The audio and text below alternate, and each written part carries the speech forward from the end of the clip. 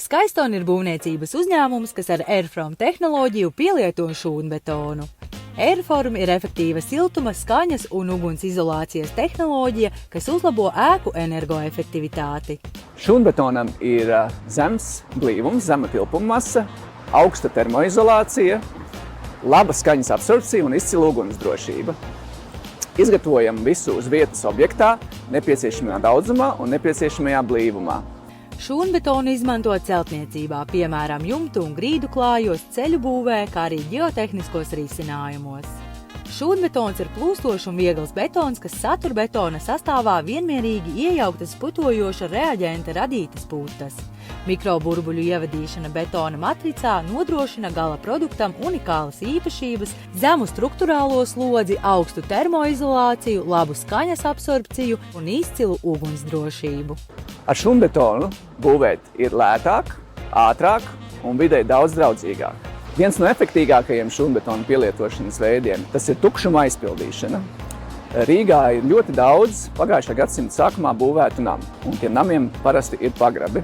Liela daļa no šiem pagrabiem vairs netiek izmantoti, un dēļ tā, ka ar gadiem ir audzis kultūras slānis, vairs neventilējās.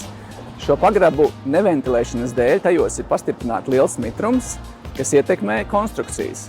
Pagrabu pārsegumi parasti tiek būvēti no ķieģeļu vai betona arkām, kas balstās uz metāla sijām. Paaugstināta mitruma ietekmē šīs sijas ir pilnībā izrūsējušas un šie pagrabi sāk brukt. Šis ir tas gadījums, kur šūnbetona pielietojumam īstenībā pat nav alternatīva. Tātad šīs divas ēkas ir būvētas pagājušā gadsimta sākumā. Pagrabs nav tikai zem ēkām, bet ir arī zem visa pagalma. Gadu gaitā ir pārsegums pilnībā sarūsējis un vairs nevar noturēt svaru un sāk gāzties iekšā. Te var redzēt, ka jau viens stūris jau ir iegāzies. Aizpildīt īstenībā to ar neko citu nevar, jo iebraukt iekšā nevar.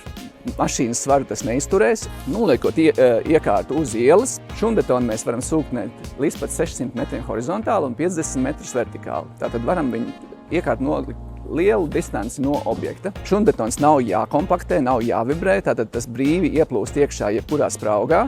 Sacietējis viņš veido monolītu masu, līdz ar to tam ir perfektas slodzes izkliedes īpašības.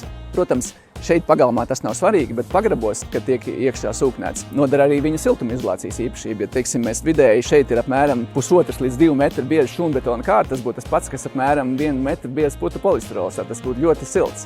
Kā arī tas ir pilnībā ugunsdrošs. Es ieteiktu nebaidīties no šūnbetona. Pasaulē tas jau ir un tiek lietots jau gadu desmitiem. Šūnbetons ļoti atvieglo darbu veikšanu un pātrina, jo mūsu vidējais iestrādes ātrums ir ap 15 kubikmetriem stundā. Skaistone – būvniecība ar šūnbetona tehnoloģiju.